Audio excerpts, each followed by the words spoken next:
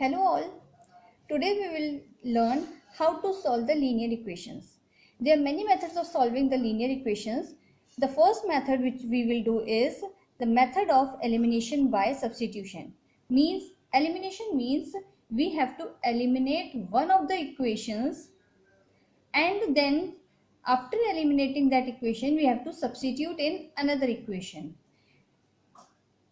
For example, let there be first equation as 3x minus 5y is equal to minus 1, and the second equation is x minus y is equal to minus 1. So we have got two equations 1 and 2.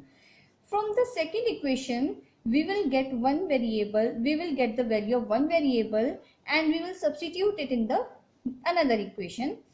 So from second equation what we get, this is x minus y is equal to minus 1. Because y is of minus sign here, so we will take y to this side of is equal to, and we will bring this minus 1 to this side. So when y will come to this side, it will become plus y. So y is equal to, and x is plus over here, and minus 1 will come to this side, it will become of plus sign, so x plus 1. So this way we will get y is equal to x plus 1. We have got this value of y from second equation, and now we will substitute this y is equal to x plus 1 in the first equation. The first equation is 3x minus 5y is equal to minus 1. So this is 3x minus 5y. Let me write over here. 3x minus 5y is equal to minus 1. This is the first equation. So 3x as it is minus 5. In place of y, we will put the value of y is equal to x plus 1 here. So in place of y, I have written x plus 1.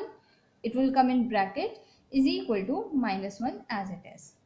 Now let's open the bracket in the next step. So 3x minus 5 multiply x will become 5x, and minus 5 multiply plus 1 will become minus 5. When we open the bracket, so this 5 is of minus sign. So when we open the bracket, both the terms will be of minus sign.